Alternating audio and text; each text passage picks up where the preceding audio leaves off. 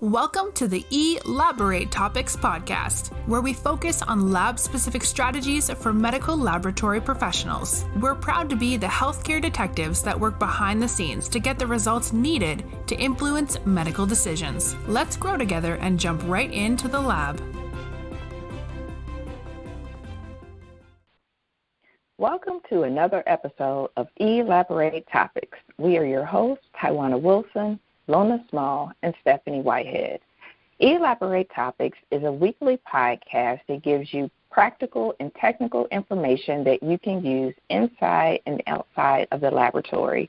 It's a weekly show with new episodes airing every Tuesday. Please make sure you check out previous episodes at directimpactbroadcasting.com or your favorite podcast platform.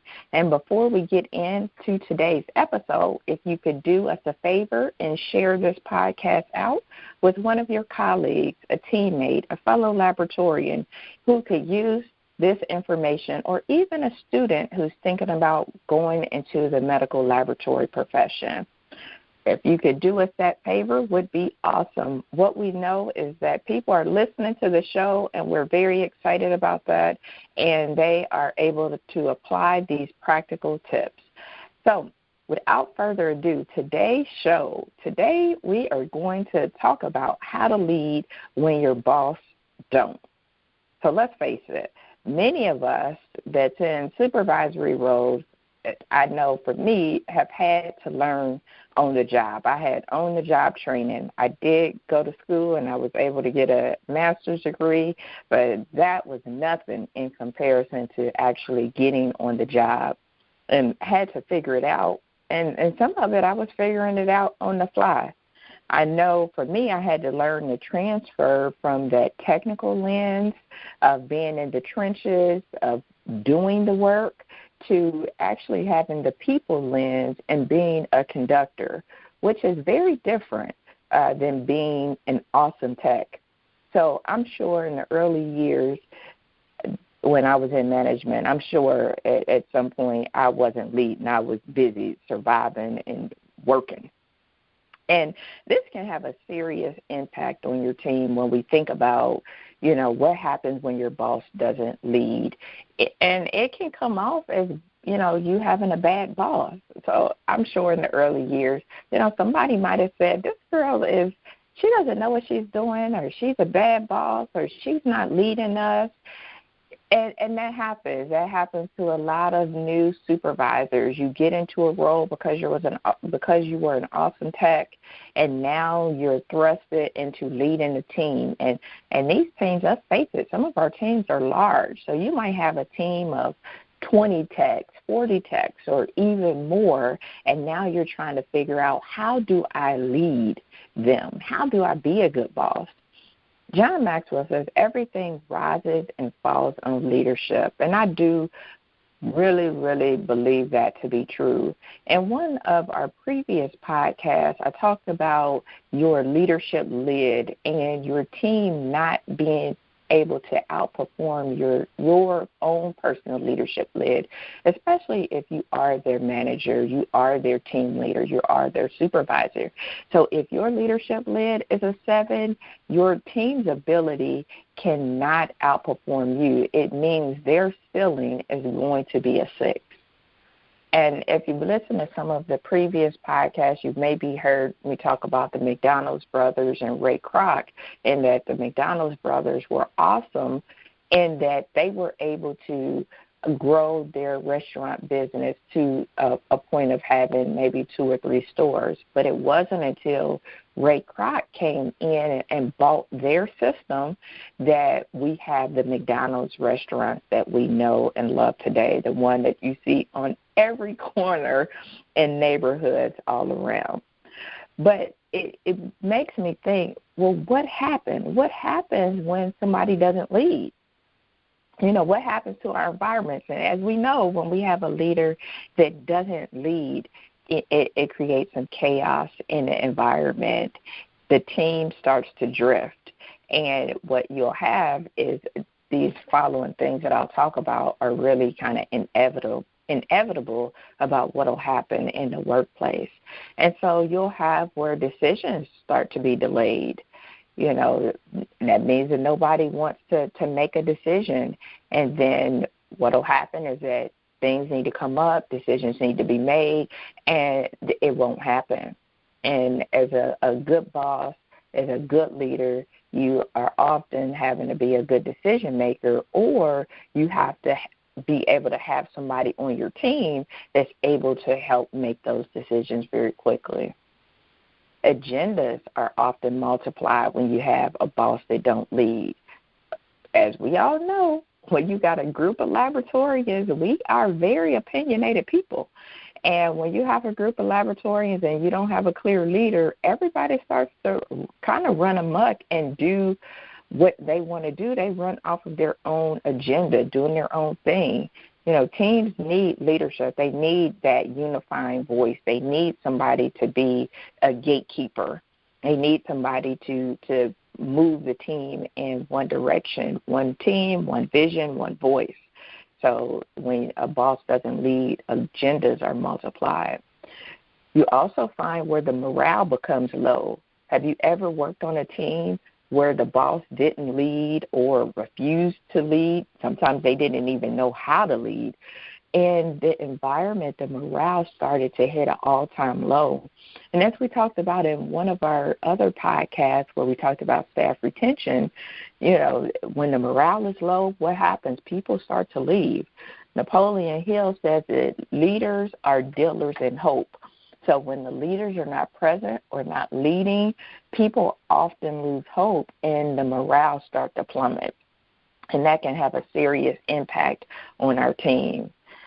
Conflicts are extended. Think about that. Sometimes as technical people, we want to avoid conflict.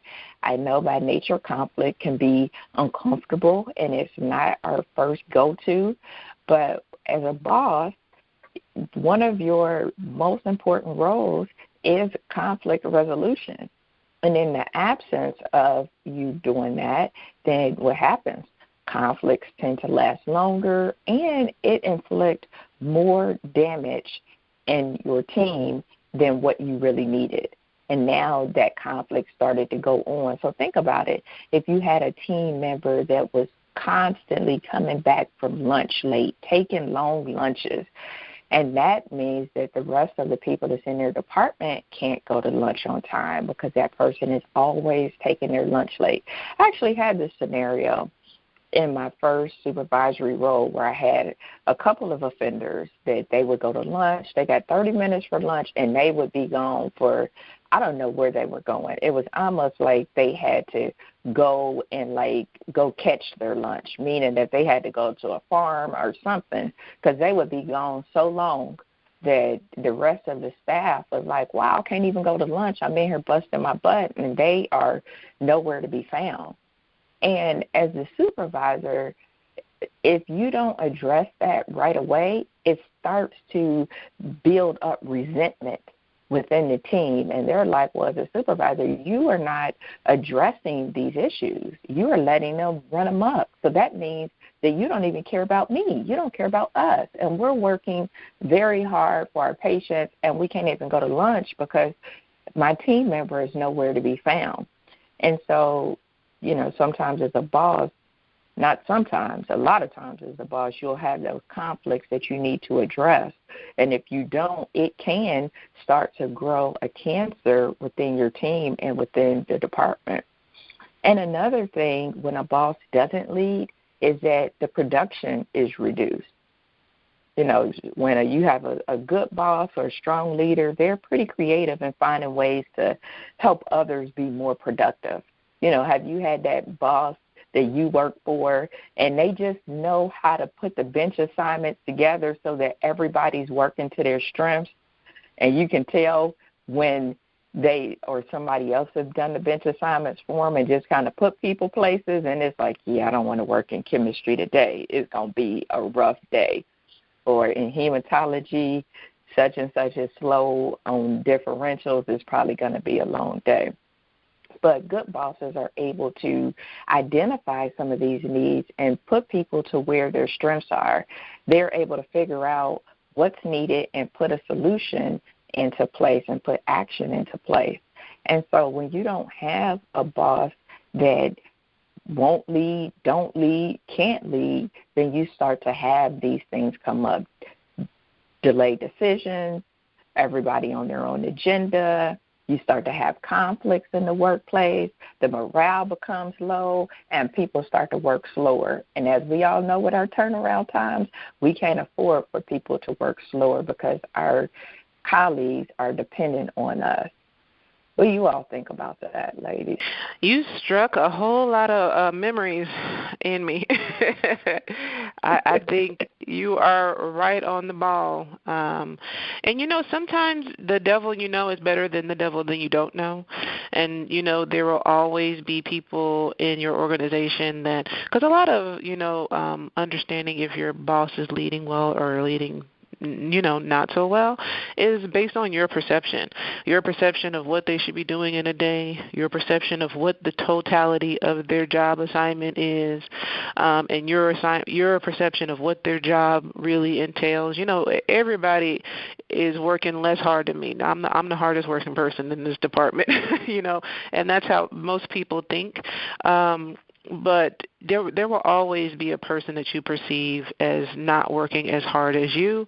And so a lot of the things that we will talk about for our listeners today are tools that will help you manage through that, because you can truly have a person who is not leading or a person that you perceive is not leading, and then you decide to use, I'm tired of this, I'm going to another laboratory. Okay, well, they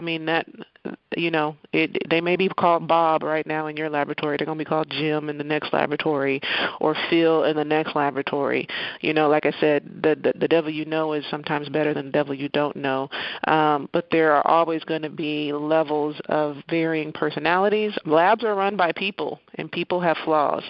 And so there will always be a person in each laboratory that is not as strong as somebody else in the laboratory. And a lot of that will give you tools in this podcast to help you lead through those things without having to force somebody else to change.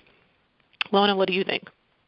Yeah, Stephanie, I totally agree with you, especially at the level of how are you leading, because we'll never get to that ultimate level, and there will be people who may know a little bit more than you in some areas, people that you're leading may be looking on and saying you should have done it better this way or done it better that way. But then there are areas in which you're doing well. But a lot of times people could focus on the things that you're not doing well. And perception is important, especially if you're leading a team. If they're perceiving you as a poor leader, that's so vital for you to know and know the areas in which you're not leading well. And so, yes, there's going to be a lot of areas in which we don't lead well, because there's always opportunities for growth. And so I think when you think of your boss who is not leading well, you're always somewhere in between where there is a boss. You may be a boss and you're looking to another boss that you may think that's not leading well, and your team may think that you're not leading well. So then how do we all come together to see how we can make this better? And when we were designing this, I was asked to talk a bit on influence. And I'm thinking of influence for both ways. If my boss is not leading well, and I think my boss is not leading well, how can I make a difference? And if I'm a leader, how can I make a difference in terms of being that influence? Because when you think of leadership, a leader is someone that can make that difference, that person who is a role model, who is setting that example for others to follow. What influence would they have on people who they want to lead? And so if I am thinking of trying to influence my boss, And there are certain things that is important to do. And I think, first of all, I need to be that example. So I have to start with leading myself. And a lot of times in order to lead yourself, there's just things that you have to do. A lot of it is just preparing yourself, because taking care of yourself, putting yourself in a state that you can make that difference when it comes to others. So I think it starts first by actually taking care of yourself and knowing exactly what outcomes that you want to have. So what intentions do you have? You have to have clear intentions, because you may find yourself in a situation with a boss that you think is not leading, and because you didn't set those intentions, you may either say the wrong thing or do the wrong thing based on your perception of them. So it's so important to set these intentions, like what is it that I want to come out of this? How would I want to make this better? And so it's important to understand that, just like we said, that there's nobody that's perfect. And so just understanding that, and even understanding that about yourself as a leader, it's, first accepting that there's nobody's perfect. So you show some kind of compassion, you show some kind of caring when you're approaching either your boss that you think is not leading effectively. Like Tywauna said, sometimes you're a new boss and you have to learn on the, pull your sleeve up and learn as you go. And sometimes you just did not get the tools.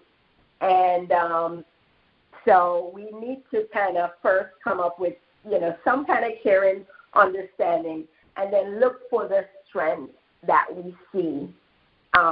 So if you want to be that person that's setting that influence, it's so important to show that caring, so important to see strengths in others, even though there are weaknesses. And then it's so important to build relationships. So you can build a relationship with your boss, and you can build a relationship with your team. And so when you build those relationships, that's opportunity for you to know how you're doing. So the next thing is to communicate, and communicate effectively to have that influence. So you're actually being that role model where you're building relationships so you can have influence, so people feel comfortable coming to you. So once you build relationships, you have clear communication, then people feel comfortable coming to you. If it's your boss will feel comfortable coming to you, because I try to tell myself on a regular basis, build up or shut up. So there are times when you see things that you probably would want to talk about that's not positive. But it's like, if you intentionally tell yourself, if it's not an opportunity to build up, shut up. So with that, you're building some influence and you're building connection. So your boss will come to you and ask you, what do you think? So, that's opportunity sometimes to help. But you have to be in an influential role where you're a role model, where people feel comfortable coming to you to either ask questions or tell you. You build those kind of relationships, and you should be in a place where you're comfortable asking for help. So that's how you set yourself up as an influence in scenarios like those, where you can be that conduit in those situations to help in those limited situations where people feel limited as a boss, and you may think that they're not leading, and there are times when they're really not leading, but there are opportunities for you to either help them because you're in an influential position, whether whether it's your boss that's not leading or your team that think you're not leading. Put yourself in a position of influence where people are comfortable coming to you for support. So that's just a few points. What do you guys think? I totally agree. And when we talk about understanding when you perceive that your boss is not leading well, and like Lona said, developing ways to create influence for yourself, build influence amongst your team. There are also things you can do within yourself to find ways to work with that boss. Even though you may not feel like they are the most competent boss in the world, they are still your boss. I'm going to say that again. Even though you may not think that they are competent to do their job, they still hold that position. They still may have influence on your annual performance evaluation. They still might have influence if you are coming up for a promotion or not. They still might have influence if you need to change your shift or if you need something at work. And so, one thing to do in these types of situations is to realize that even though you may perceive that they are not managing well, understand that you may not know the totality of the stresses they face, their position that they're in, and that they are still in that position and you are not. And so one of the best things for you to do is to manage yourself. When your boss is not managing you, your boss is not leading you, like Lona said, lead yourself. So if you're not in the position to make decisions, you can always place yourself in the position to manage decisions. You're not the decision maker, but you can be the decision manager. There's a great book that's called Today Matters. In a summary of the book, I'll just give you a quick synopsis. The whole book talks about the things successful people do.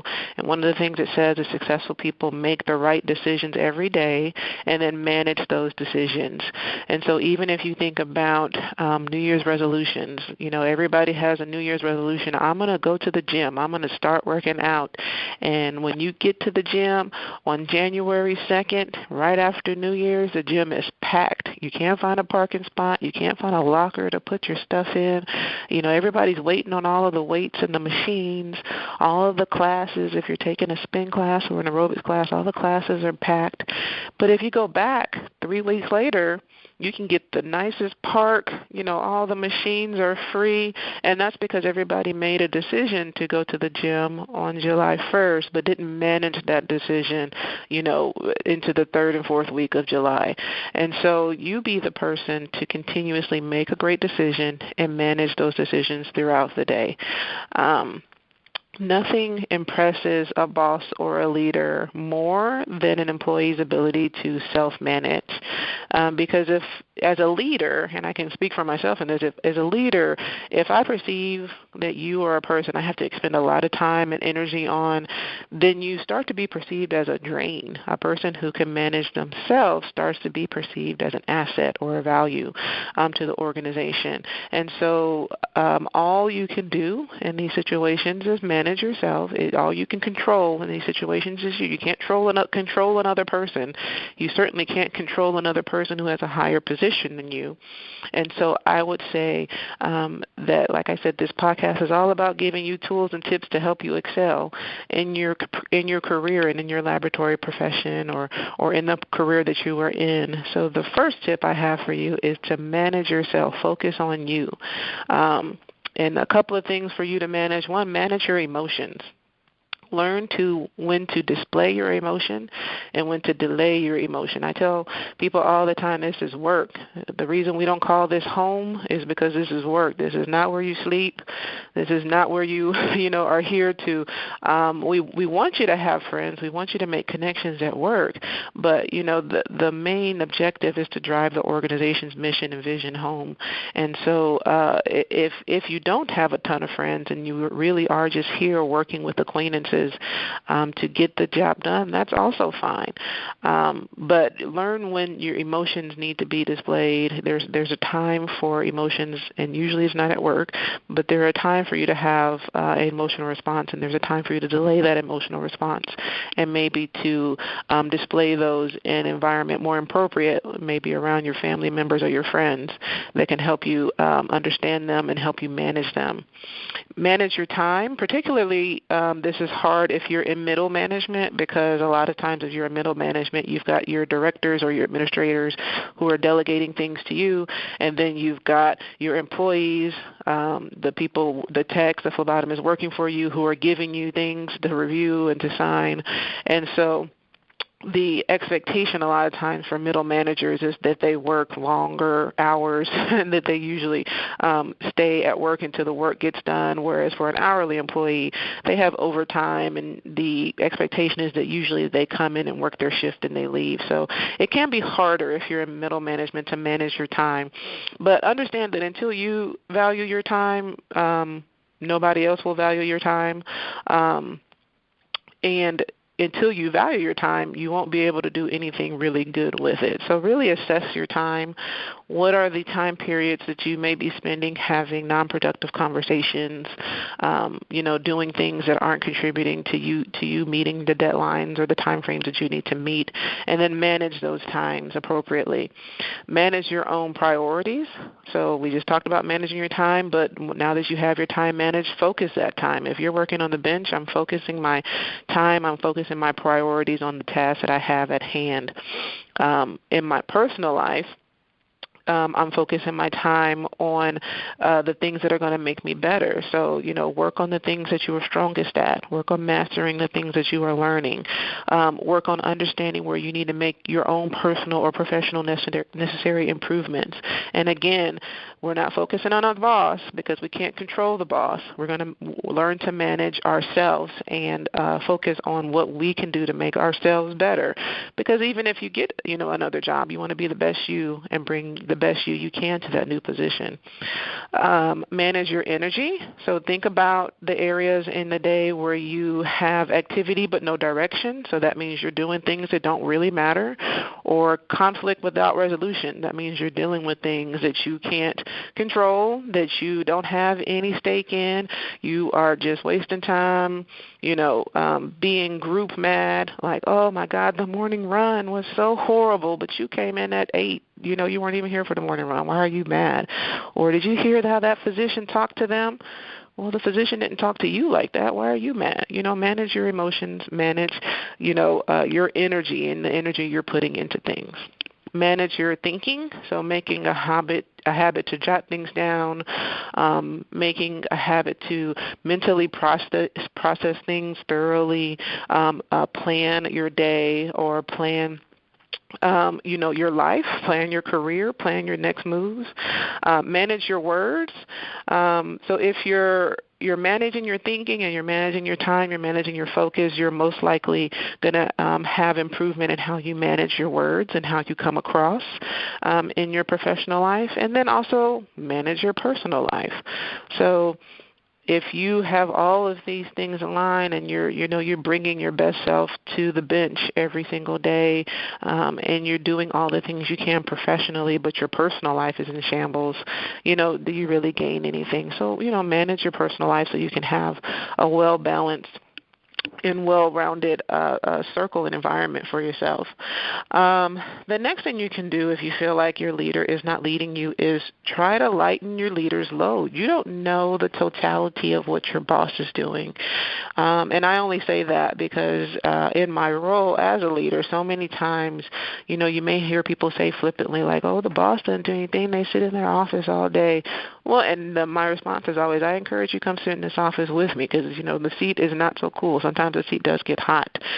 And so, I encourage you to do what you can do to lighten your leader's load.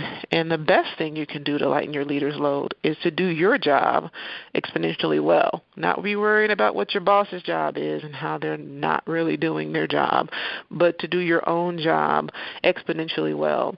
Do the things that others aren't willing to do. Maybe take on some of those tough assignments. There's a saying that says there's no traffic jams in the extra mile. So there's not many people willing to go that extra mile. And so when you do decide to go that extra mile, you usually tend to stand out. And actually, it's when you go that extra mile and when you're taking those tough assignments that you learn more and you become better as a laboratory professional, as a technologist.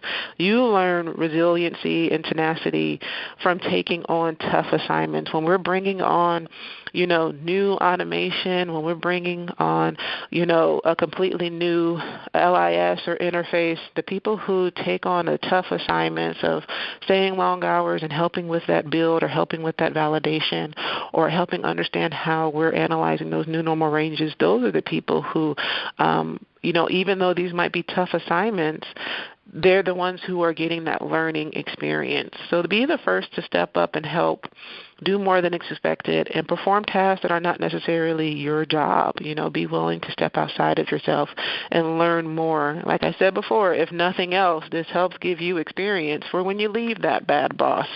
You're taking advantage of every single day that you are in your laboratory doing what you can do. When you have a problem, try to find a solution. Don't find fault. If you were like me and you enjoyed watching Charlie Brown or or reading the Peanuts comments back in the day, you remember Lucy and Charlie. And there's a comic where Lucy walks up to Charlie and she says, "You know what your problem is?" And she proceeds to tell him, why he's so terrible, and she goes, "You're just terrible at being terrible, Chuck."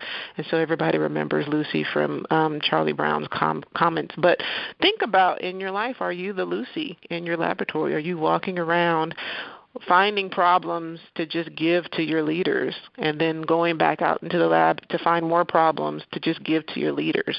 And then, wondering why they're not getting all of these problems fixed quickly as you would like them to, because you're going out and just finding more problems. But when you find a problem, also bring them the solution.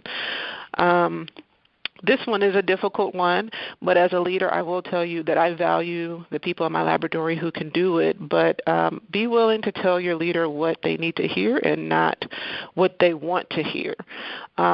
So there are a lot of times as a leader, like I have my own timeline in my mind.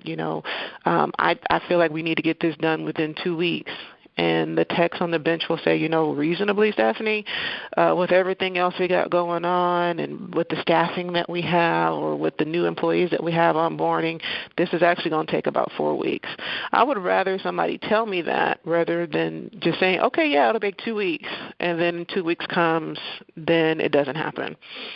So be willing to be bold enough and brave enough to tell your leaders what they need to hear rather than what they want to hear. And then where you can, manage up. Just support the vision even though it may not be your particular vision. Where you can, support the vision and manage up, because that just helps like the overall morale of the team. People can succeed even when dealing with difficult people when they have a positive mindset of moving past thinking about others, thinking about their managers, thinking about their directors, and decide to self-manage themselves and lead themselves and understand, like Lona said, your own personal power and your own personal influence. You may not have a good person around you that can manage, but you can easily take on the informal role of being a leader in your department. Be the change you want to see. There's so many times we say that, and we're talking about culture or society, but that also goes for your laboratory. Be a change agent. Deliver and produce under high pressure or stress. Be that person who creates momentum rather than uses the momentum or takes momentum. Be the person who helps move things along, helps make progress in your laboratory and create a positive environment that other people want to be around. Other people might just want to work your shift. Also, don't be naive, learn how to read the environment that you're in. Sometimes people's emotions do display at work, and so if you can tell that it's necessarily not a good day, maybe things are going wrong, maybe people that you report to are looking particularly stressed, know your audience. That's probably not the best day to bring forward all your good ideas. Don't let your ideas be rained on because you decide to introduce them at the wrong time. But, take every encounter that you have, and this is the best advice I would have for anybody in this situation, take every encounter that you have as a learning experience. I've learned a lot. I've learned a lot about how to do things great. I learned a lot about how to not do things or things that I don't want to do. But some of the things that you mentioned when you talked about influence and, making that greater impact, for those of you who haven't listened, we actually had a podcast around this with Kiana Cressman that talked about influence and impact. So I would highly recommend that you go back and check that out. But here's a couple of things that, as Stephanie was talking, it made me think about influence and really leading where you are, leading at your current level, especially if you want to move into leadership later. So what you do now is a good indicator of what will happen later. And every day is an opportunity for you to take on something, for you to start the lead. And greater responsibility really only comes after you started with some responsibility, a small responsibility. And it makes me think about we have a new grad, and we do daily huddles that are usually ran by a chemistry or a section leader, one of our coordinators, and they weren't available. And what he did, and I thought this was awesome, is he went to his manager and he said, well, the coordinator isn't available for the huddle, and I know you're busy doing stuff with CAP. Do you want me to lead the huddle? And all the huddle was checking in with the hematology and chemistry department, seeing if anything, bringing the group together, taking notes if there was any issues, and he did an awesome job. So he started with that small level of responsibility, and he didn't have a position. Like I said, he's a new grad. He just got finished training to be a tech. And he took on that. So sometimes I know people feel like they need to be in a position of power or have a title to go ahead and start making some of those moves, and that's not always the case. But a few other things that Stephanie alluded to, about pressure your boss is under, and thinking about that, I was thinking about a podcast I recently listened to, a leadership podcast, and they say your boss should really be your first customer, and looking at ways that you can make that experience better. Because the reality is you're not peers. Your boss is a level above you in regards to, that's why they're your supervisor or boss. And thinking about ways you can really understand your boss, thinking about their pressure, thinking about their goals and objectives, and thinking about ways that you can help advance that at whatever level that you're on, being able to understand their preferred working styles. How do they like to get information? Is it via memo or meetings or phone calls, or do they want that huddle, that face-to-face interaction? Knowing what environment your boss thrives in. And I know you're like, well, why do I have to make sure that my boss have what they need? If you make sure, and I guarantee you this, especially if you have a boss that really does want to do and be a good boss, but maybe they just haven't had the tools yet. But if you make sure the boss is positioned to thrive, they will make sure that you are positioned to thrive. I've had it happen many times where, we had numerous competing projects, and I've had team members that were willing to take on an extra project, or I'll start this, or I'll do that, and they were taking that pressure, off of me. And in turn, when it came to extra merit increase, star employees, if you have like a boost or reward system, how can you reward them? All of those things came into play, and why I thought about those people. So those are some things that came to mind for me of having that boss, because I know for me, I want to make sure that my boss looks great, does great, and is primed for success. And if I do that, I feel like I can come to her with my ideas, things that I want to do, and things that I need, and she would be more apt to listen, because there's that relationship there. That's their mutual trust that's there. Lona, what do you think?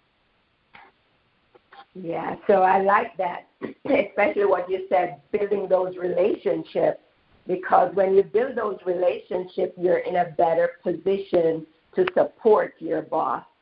And you also went back to talk about influence, and I love the example that you gave with that new employee. A lot of times it's more about being that influence, being that role model, doing the things that you're really great at and having great relationships.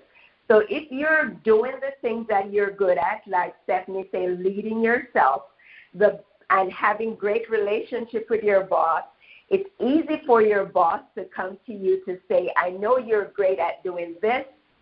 For your boss, they're looking for others to complement their weaknesses. And if you are setting that example as a role model, you're having that influence, and you're doing things that you're great at, they can identify those things and say, go ahead, get this done for me. And you're complementing the weaknesses that are there in your boss without having to point that out. So it's so important to make sure you're complimenting your boss, you're complimenting them verbally in terms of communication, and you're also complimenting them based on the things that you do to complement their the gaps or the weaknesses that they have, and they don't feel as if they're less because you've built that relationship where they're comfortable coming to you to ask for help. So I think we all need to support each other, and like Stephanie said, a lot of times you don't know the pressure that the boss is going through. You're not in their shoe. You're not sitting on the seat. So it may seem so easy for you. And if it's something that you're great at, go ahead and do it and support your boss. I think this was a great conversation. We're getting ready to wrap up. Is there anything, any final words that anybody want to say? Well, I think what both of you guys said is really pivotal. And just final thoughts for the listeners, that a lot of this is about you developing your own personal skills and understanding where you stand in the organization. Like Tywauna said, even though you may perceive your boss not managing well, they are still your boss. They are not your peer. And they may make their job look easy, or their job may look very easy, but if you think about it, that's the way it's supposed to be. Your boss shouldn't be displaying to you how stressful their job is, or running around with their hair on fire, or running around very frantic, because then would you have very much confidence in your boss if they looked stressed and, unable to handle the pressures that they had every day? It's their job to be calm, cool, and collected, and to manage through difficult situations. So even though you may perceive that as, their job is so easy, they're not doing anything, that just means that they're doing a good job of shielding you from some of the pressures that they may be undergoing. So a lot of this, like we said, is about you just having great personal skills, not falling into office politics, not gossiping, not spreading rumors, remaining professional at all times, checking your motives and understanding your emotions. What's prompting you to think certain things? What's prompting you to handle certain things a certain way? And then to regulate yourself, regulate the way you act, and regulate the way you handle every situation. And the only thing that I wanted to say before Lona closes this out is I was thinking about this, and us talking about leadership and influence and self-leadership. I actually have 2 audio books that I want to gift the listeners with, and I will leave the information in the show notes, but one of them, because I'm big on audio books, and I think we all should be continuing to learn and invest in ourselves. But as you all know me, you know that I love practical. Just give me the tips. What is it that I need to know quick and fast? And so these audio books are very targeted, maybe like 30 minutes. One of them is on leadership and influence, and then the other is on self-leadership. So those are 2 freebies for the listeners. I'll leave the information in the show notes for you to be able to get those. But I was just thinking about this topic and thinking about how that resource could be a benefit to the listeners. Great, Tywauna. Thank you so much. That is awesome. And 2 at the same time. I'm going to take advantage of that. Thank you. So thank you, listeners, for listening to another episode of Elaborate Topics. And if you want, you can email us at elaboratetopics@directimpactbroadcasting.com to talk about any episode, any topics that you'd want us to talk about. Or if you want to be a guest on the show, you can send us an email. You can visit us at directimpactbroadcasting.com to send your comments, to fill in a form if you want to speak on the show. And you can listen to this and all other episodes on directimpactbroadcasting.com or any of your favorite podcast platforms. So until we talk again, have a great one. Thank you for tuning in to another episode of Elaborate Topics, where your hosts discussed relevant strategies for laboratory professionals. Please subscribe to this podcast on your favorite podcast platform and listen to us on directimpactbroadcasting.com. Stay tuned for another episode with information you can use to excel in your laboratory career.